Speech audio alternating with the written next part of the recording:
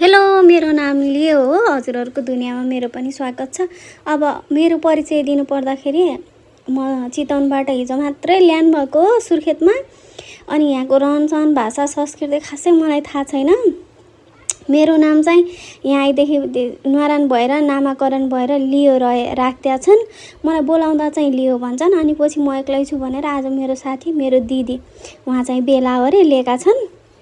अनि बेलाले फेरि मलाई कति देखि रुचाउनिन्।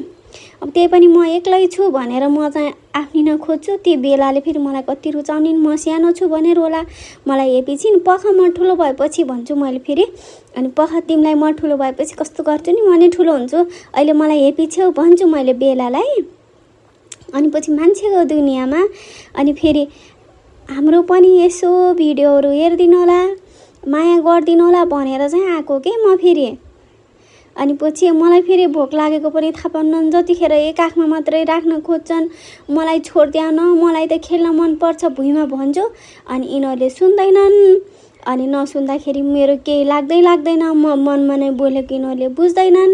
अनि पछि यता फेरि दिदी खेलिरहेछिन्। दिदी त ठुली भइसकिन्, टोक्न पनि सक्छिन्। म सानै छु, टोक्न पनि अलि सक्दैन, जानेको पनि छैन। त्यही भएर मलाई टेर्दैनन् के, मलाई भोक लागेको पनि थाहा पाउनन्, मलाई खेल्न दिनुपर्छ भन्ने पनि थाहा पाउनन्। जतिखेरै माया गरे जस्तो गरेर काखमा मात्रै लिन्छन्। अनि मेरो नाम लियोको भिडियो आजबाट हजुरहरूको माझमा डेली आउँछ। मलाई पनि माया गरिदिनु।